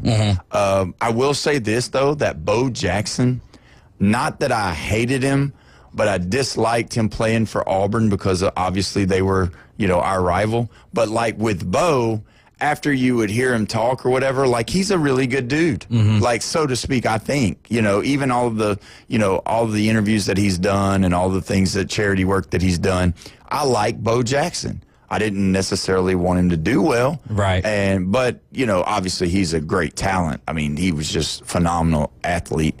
But yeah, I get what you're saying. Like, and I believe like that's another thing. That's another one of those things. Like now that you have fantasy sports that are so high, now that you have the betting so high, you almost have to, because there's not a team in the NFL. There's not a team in the NBA or whatever that's not going to have your better schools in it. You can't look at an NBA or an NFL team and not see Ohio State players, LSU players, Auburn players. And if you hate my beloved Alabama Crimson Tide, there's Alabama players. But just the fact of having a team and then having to take that player, that's a tough pill to swallow, because you love your team, but you don't love where they came from. Right. And that's for me, that's the biggest thing. That probably hurts me the most, is seeing successful people come out of one of those schools that I just named and just do well. That's why the NFL season this year and the college football season is going to be like must-watch television, because the amount of hatred that I have for some of these schools is just off the charts. Maybe I need to pull it back a little bit, but Ohio State, it's hard for me to even say the words. And once football season gets here, you'll see why. But anyway, we're going to take a break, and when we come back, we're going to discuss a little bit of this College World Series that's going on, as well as what happened last night in the NBA. You're listening to Inside Drive with Paul Wilson, 104.3 ESPN Northwest Florida. We'll be right back.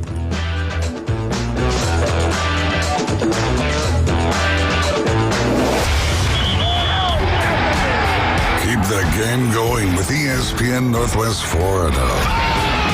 Just because you get out of the car doesn't mean the Sports Talk and Live play-by-play have to end. Just say, hey Alexa, open ESPN Northwest Florida. From Michigan Avenue to the Man Cave, from the car to the kitchen, we've got you covered. Keep the game going.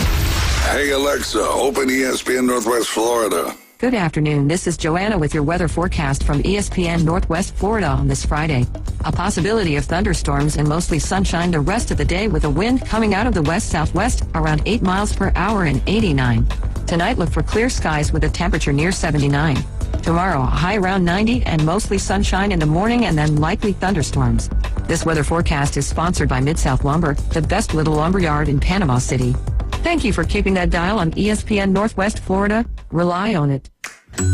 Cold, creamy, and gourmet. Milkshake Factory is now open at Breakfast Point Marketplace near Publix, next to First Watch. Unbelievably delicious handcrafted milkshakes and chocolates, like the famous chocolate bark. Try the mouth-watering chocolate-dipped strawberry shake. Family-friendly fun and unforgettable shakes await. Milkshake Factory now open at Breakfast Point Marketplace near Publix, next to First Watch on Back Beach.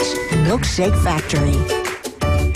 Your biggest investment is your home. Protect it while also improving its appearance with Earthworks of Northwest Florida. We have sand, mulch, gravel, or lay-down decorative stone, all available for pickup and delivery. Discover your dream landscape with Earthworks of Northwest Florida. Imagine the moment you proudly pull up to your home that you've worked so hard for, enhanced by quality mulch, decorative stones, and more. Let's make it happen today. Request a quote online at earthworkspc.com or swing by the office at 2005 Industrial Drive. Love the land you live on. Now back to the Inside Drive, live and local from the Gulf Plus studios. Join the best of pay winning Inside Drive with all your lines, props, and covers. Winning on ESPN Northwest Florida. And welcome back. You're listening to the Inside Drive. I'm your host today, Paul Wilson. I am so glad to be here with you today. We're talking a lot of baseball. Don't want to forget some of the things that's going on this week, but don't want to forget the things that happened yesterday. I don't know if you saw it, but our guy, the rookie from the University of Florida, Jack Caglianone, hit his first major league home run yesterday, but not one, but two. Oh, did he get two of them yesterday? Yes, so the first time for him to hit a home run, he hit two in a game, so which was pretty cool to see. But I wasn't sure if you saw the one. I got the stats on it. Let's see, where's it at? Anyway, it ended up being I think it was his first home run. He hit it. It was off the ground, 4 foot 2 inches off the ground, which is the highest pitched home run for a Royals player since they started tracking it, and since 2008. So they threw him a high pitch, and he went up there to get it. Now, he's 6'5". Yeah, he's a big old boy. So, I mean, that ball had to be, it was definitely out of the strike zone or close to it, even though he's a big target up there. But, man, and what a cool thing to do it in front of his buddy, his former teammate, Wyatt Langford. Yeah. So they had a good old jersey swap after the game was over. And it's so good to see those Gators come through the baseball deal and really do good. Those guys, to me, really good players. I watched them live before, like I said, whenever they came up to Kentucky to play the Wildcats.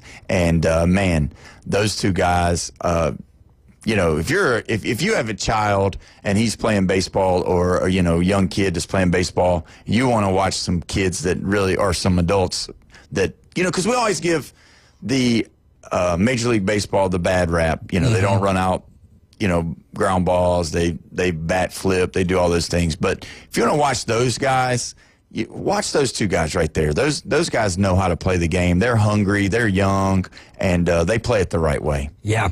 Fun and really cool that they got to swap jerseys and play in the league against each other when they played ball together there at Florida. We can only hope the same for Eli Blair and Cooper Moss. Yeah, wouldn't that be cool? Yeah. And that's really cool. Another thing about Jack Caglianone is the fact that I know you've probably seen it before, but when he hit his home run, his first one, the Royals gave him the silent treatment when he came in. Nobody gave him a high five. I saw that, yeah. He comes running in, and nobody wanted to give my friend a high five. You know what, Jack? You hit one while I come and watch you. I'll come down there in the dugout and give you a high five, my man, because you deserved it, especially off hitting that one that was that high off the ground. Yeah. So he's a phenomenal athlete as well. I know we talk about Wyatt Langford being such a, stocky, fast, but Jack is, even though he's a bigger fella, he moves pretty good too. He's good enough he could play right field, kind of like I could see him being like the Aaron Judge for them for the years to come. Right. As long as he, stays, with his batting average and that kind of thing, so kudos to Mr. Caglianone now, already in the home run category for the Royals, and they need it. They need it because their lack of production at the plate has really been stagnant. But now, hopefully, he will. I'm not a huge fan of Kansas City, but hopefully, I'm a fan of his. So hopefully, he will do well and push him and Bobby Witt Jr. When you think of those two guys are two of the possible. When you look at it, two of your possible young stars that are, blossoming right over there in Kansas City. They could have something coming really, really soon in Kansas City. They absolutely could, man. That American League Central, really both of the Centrals, National League and American League, very interesting this year. Yeah. I don't know if you saw it. One of those frowns upon the game last night. I was able to check this out. But Dennis Santana was at the game in the bullpen, and I guess we need to talk about this just a little bit because, I know we had some of the same things kind of happen in the Super Regional of the College World Series where the bullpen is really, really, really close to the fans. And so yesterday, during the Pirates and Tigers game, he got into it with one of the fans in the bullpen, and it was kind of weird because the person that he got into it with had a Tigers hat on. Yeah. But he had a Pirates jersey on. Best of both worlds. Yes. So, I mean, are you a fan for the Tigers? Are you a fan? You know, because we've seen him wear He's like both. you, man. You're sitting over here talking Yankees, Braves. You know, you got a little bit of love for everybody. He's like, look, this is my AL Central team. This is my NL Central team. Ain't nothing wrong with showing love now, Paul. That's right. So he's both, but he's getting I don't know what he said, and I haven't heard any reports out of since this morning. But whatever he said, it really ticked Santana off. Yeah. And he come up and swung at him. It's almost like Puka Nakua's brother in the UFL. There was a fan who was reaching over, and Puka Nakua's brother, I can't remember what his name is, maybe Samsung or something like that. He jumped up and slapped the fan in the face. And I think he got suspended for a game or whatever. But yeah, it reminds me of that. You know, players should know better than this. However, fans should also know better and practice respect. Yeah. Crazy virtue that really works wonders when you treat people with respect. But yeah, you say the wrong things or you play stupid games, you'll win stupid prizes. Yeah, and see, that's the thing. Like, when you see that kind of stuff happen, you're like, man, you're going to ruin it because they're gonna add some, probably eventually if it keeps getting worse, they're going to add more structure to where the kids and the fans can't be that close to them out there in the bullpen, because you know that's one of the things about going to a game that's so exciting and so pleasurable is that you get to have an interaction, maybe possibly with a major league player, with an NFL player, with an NBA player, whatever it may be. That's the coolest thing. I remember, this is a crazy story, but a friend of mine in Charlotte, North Carolina, had given me and one of my friends tickets, really good tickets. He was a radio host in Charlotte, North Carolina, or he was the producer or GM, and we got their tickets, and it was just during the time when Isaiah Thomas was the head coach of the New York Knicks. So the Hornets were hosting the Knicks. And I just remember being able to be so close that we were just being funny. There was no alcohol inducement or anything like that. It was just having a good time of just hollering back and forth and kind of bantering with Isaiah Thomas, because it was the time that they were losing and they wasn't doing very well. And just to see Isaiah look over at us specifically made our night, you know, because he could hear us heckling him a little bit. You know, it was just all fun and games. You know, now you're talking about seeing, like, I don't know if you saw it over the week, DeMarcus Cousins got into it with a fan at Dominican Republic. Puerto Rico. Puerto Rico. Yeah, so it's either one. It was PR or DR. Yeah. Yeah, so got into it with a fan in Puerto Rico. And, you know, I mean, obviously everybody remembers the Malice in the Palace, that happens. Oh, yeah, that's your team. Yeah, buddy. Oh, man. Game 7 bound team, matter of fact. That is correct. But when you think of it, like, you said it perfectly, my friend. When we talk about respect, we've got to have respect for the game. We got to have respect for, we know you're excited. I'm talking on the fan side at this moment. We know that you're excited. We know that you love your team. We know that you want to, you know, kind of heckle the other team, and that's fine. That's all good. But there has to be a point to where you realize that you've maybe stepped over the line. And then that athlete as well needs to know when to stop as well, because it does ruin it for the whole deal if they make you even further back from being able to be more accessible. You know, I remember as a kid going and watching the Braves play and being in left field and being able to see Ron Gant just run out there and be able to, you know, holler at him, Ron, and, you know, Mr. Gant, you know, as a, you know, 10 or 12-year-old boy, and just, you know, just being like, man, I got to see Ron Gant today. Yeah. You know, and that's really, to me, you know, I'm 48 years old, and that's been 25, 30 years ago, and I still remember seeing Ron Gant run out to the field to play left field for the Atlanta Braves. That's a cool thing. Yeah. You know, and that's what it's all about. And, you know, for the Braves, you can sit underneath the chop house, and that fence is kind of like the fence in the wall. It's in the wall. Yeah, so you can sit there and talk to Ronald Acuna in between innings and whatnot. Yeah. Yeah. I mean, so it's just a cool thing. So hopefully they'll get that under wraps and won't make it a bad deal for the rest. Well, since we've been talking about it, we need to move into this College Baseball World Series. And the Chanticleers of South Carolina will be playing the Tigers of LSU. Get them Tigers. I just want to know right now, without thinking about it, what do you think? Without thinking about it? Yep. Nothing. If I'm not thinking about it. Let's see. I think LSU is on a heck of a run. CCU is on a better run. Coastal Carolina maybe underrated, and now people are seeing what they bring to the table. 6 straight games that they've won, which is highly impressive. I want to see 3 games in this series. I'll be rooting for Coastal Carolina. My heart, or my mind rather, thinks LSU is going to win this. I think that their offense will be too much for the wonderful, amazing pitching for Coastal Carolina. However, I'll be rooting for the Chanticleers and Ryan Mulvey. Yeah, because I know that being on this show, there's no possible way that I could sit here and say that I don't want the Chanticleers to win. But I do believe that the Tigers of well, you know what? I better not do that. I don't want any LSU fans calling up here and giving me a piece of their mind because, my picks have been really bad. So I do believe, though, that the LSU Tigers are going to win. I think how they won and how they got there was almost like Destiny X. I don't know. It just with the way that Arkansas played right there. I mean, with all of those errors, they should have turned the double play, or at least tried to turn the double play. The right fielder misjudging the ball in the outfield. I'm not sure if they gave him a hit on that or not. I wouldn't have gave him a hit on that. I believe it was an error.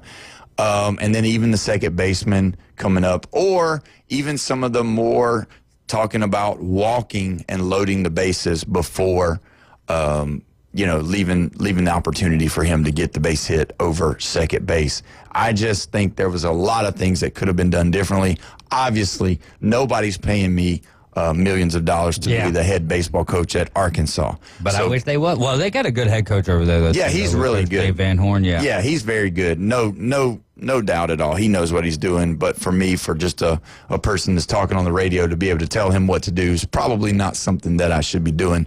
But I do believe, going back to the center of it all, is that the LSU Tigers have really impressed me during this time, the run that they've made. Obviously, Coastal Carolina has been the team that has impressed everybody. I mean, and man, it's just, they just keep winning, and they keep winning in their style, which is get up early and have great pitching, and there's really nothing you can do about it. And, that's the thing. If LSU can come out there and sustain their bats, get past their first pitchers, get to that second guy early, I think that'll be the key to getting LSU being able to get in depth into their bullpen so that they could put them on the ropes a little bit and not allow them to get ahead early and stay ahead, if that makes sense. What's the bigger weapon in your opinion? Is it Coastal Carolina's pitching, or is it the bats of LSU? I think it's going to be the Coastal Carolina pitching. I believe that if they can continue to dominate and continue to, obviously you talk about throwing strikes, but you also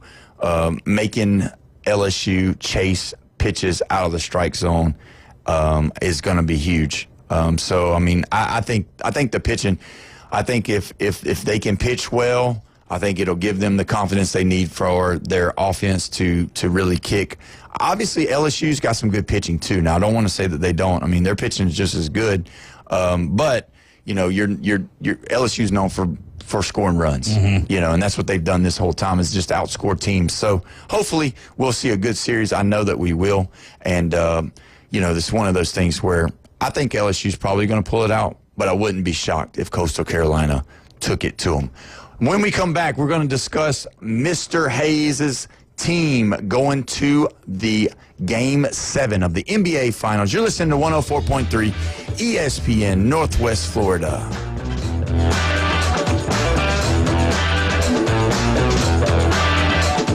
ESPN Northwest Florida, available on all your devices. Connected. Here are your favorite sports talk hosts. The Coach James Hale Show. You're listening to the Inside Drive live. The afternoon underdog. And your favorite teams. Braves winning! We're live on the app. Tune in, Alexa, ESPNPC.com, Facebook, YouTube, and in your car at 101.9 and 104.3. Wherever you go, there we are. ESPN Northwest Florida. Los Rancheros has been doing it right for 20 years. Los Rancheros brings a top-shelf dining experience to you with the opening of their beautiful new building. Watch all college and pro games on Los Rancheros' 14 large-screen TVs with great drink specials daily from 2 to 5 and during all the games. Los Rancheros, the place for live sports and great food on 23rd Street between Jenks and Harrison. With over 65 years of combined experience, Instant Replay Sports Cards is happy to help you take your collection to the next level. They carry all the new hobby boxes, signed memorabilia, and supplies. New and vintage cards and Pokemon. They sell and trade cards and are always looking to buy. They're an authorized source for Topps, Panini, Upper Deck, and Leaf cards. Instant Replay Sports Cards is open 7 days a week at 752 West 23rd Street, down from Academy Sports. It can always be reached at InstantReplaySportsCards.com.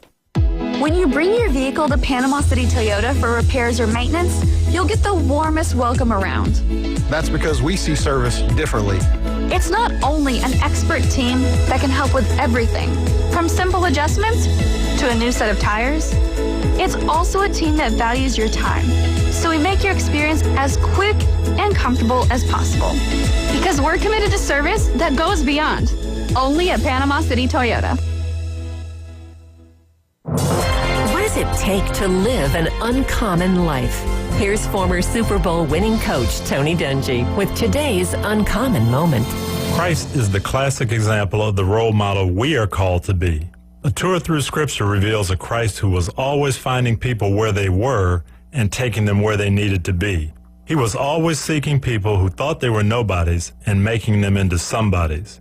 Jesus is the example we're to follow, the person we were meant to be like. We won't reach perfection until we see him face to face, but we are called always to be moving in that direction. God didn't just glorify himself by sending Jesus into this world. If we will let him, he glorifies himself by sending Jesus into this world through us. Tony Dungy, author of the popular Uncommon book series. More at CoachDungy.com. That's CoachDungy.com. Broadcasting from the Gulf Plus studios, it's the Inside Drive.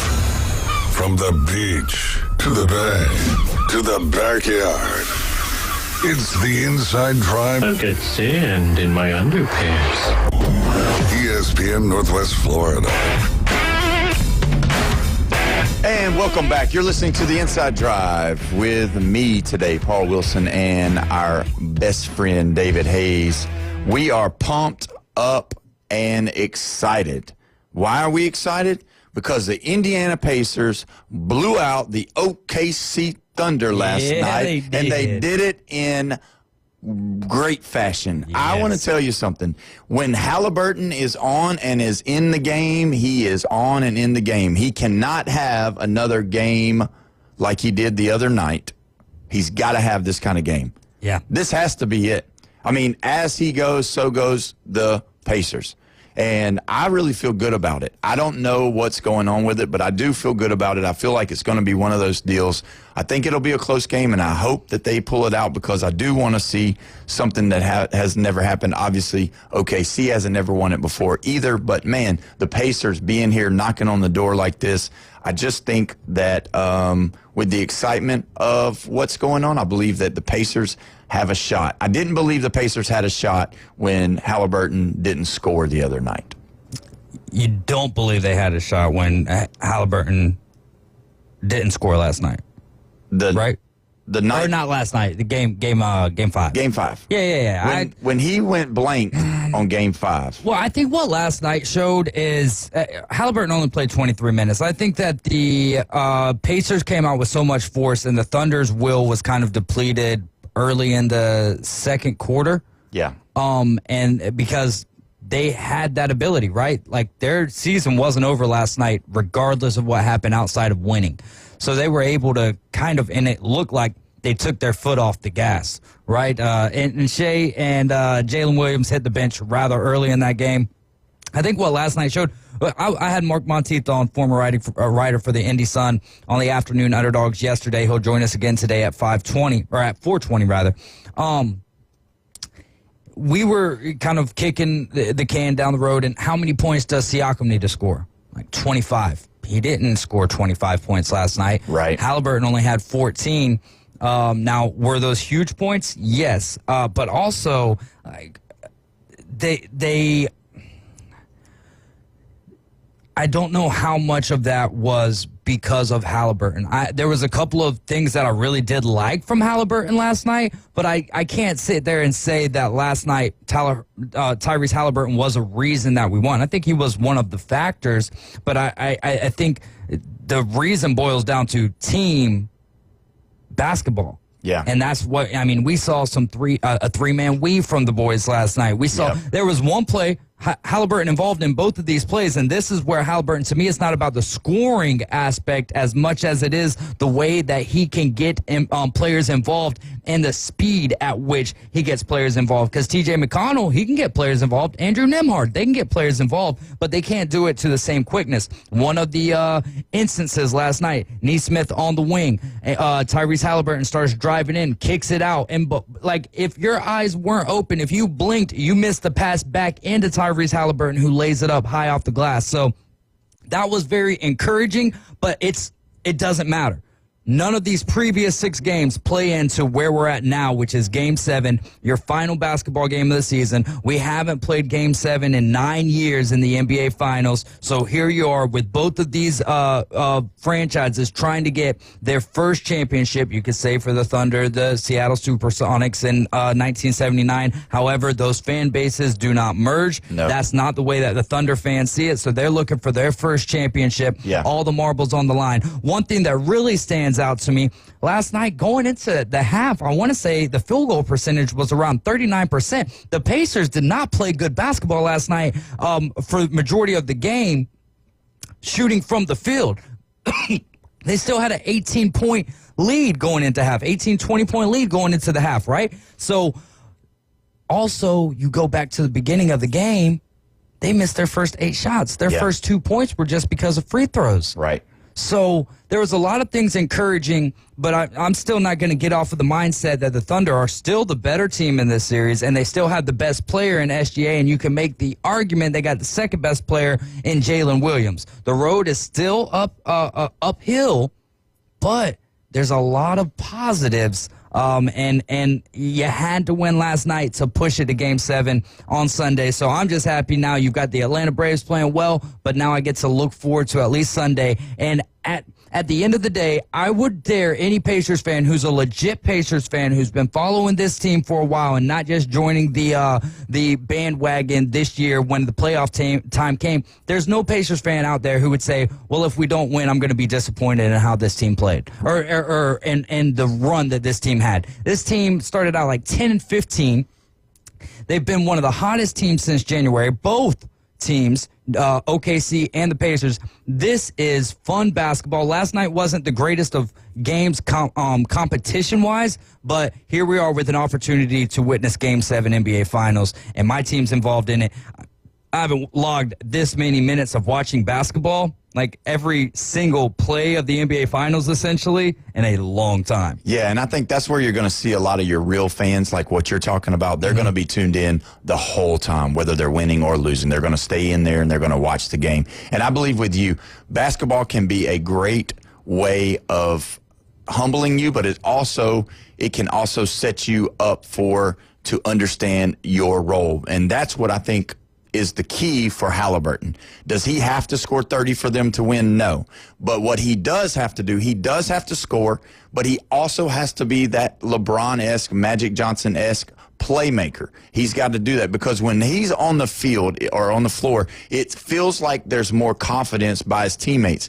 It seems like they play better. They know their role. They know that there's a possibility that if I make that back cut to the basket, that I'm going to go ahead and get in there and make the basket because he'll find me wherever I am if I'm open. And so that's where I think Halliburton has to be on his A game. Obviously, he's dealing with that calf strain. He's going to have to be in there as a complete player. He can't be your scorer. He's got to be your guy that's going to make plays, but he's going to be a playmaker, whether it's on the defensive end, where he'll steal the basketball and come down and create a break, or if he finds the open man, him knowing his team, him knowing who can do what. I do have a statistic that I want to read that I don't want to not read before the day's over. But T.J. McConnell, if you look at it, he holds and set the record for the most points, assists, rebounds, and steals by any bench player in NBA Finals history. He had 68 points, 19 rebounds, 28 assists, and 14 steals. So he's played his style of basketball. Is he going to wow you and lead you in all your categories? No. Right. But he's that guy that you need to complete your team. Siakam needs to do his job. Halliburton needs to do his job. And they need to play good defense. If they don't play good defense and they allow OKC to get out early, get out quick, it's going to be a rough time for them to come back, especially being in Oklahoma, because as we know, it's tough to play there because Oklahoma, they get loud, they get proud, and it's a tough place to play. I just think that, you know, when you look at it all, you've got to be able to have that one thing, and that is teamwork makes the dream work. When they get together and play good team basketball, good team help defense, then you will see opportunity for the Pacers to win. Do I think they're going to win? I don't know. Just say no, man. I like it when everyone says no. I know. I've been saying it. I've been saying it. And that's the thing. Like, my picks, that's like why I stopped myself before I all but crowned LSU Tigers as the world champions for the baseball. I just don't think that, I don't know. I don't really have a dog in the hunt. I don't love the Pacers. I don't love OKC. You know, to be honest with you, I'm leaning for the Pacers just because of you, my friend. Just hey, because that's what you. makes us best buds, Paul. That's right. So, I mean, just being able to talk to you through the glass is really the deal. So, as long as Drake doesn't bet on the Pacers, they can win. They can totally win. So, Drake, go bet for those OKC Thunder, and that will almost assure. You've been listening to the Inside Drive here at 104.3 ESPN Northwest Florida. We appreciate you. We'll see you next Monday. Have a great weekend. Boom! A two-run home run! The Atlanta Braves are back. Here comes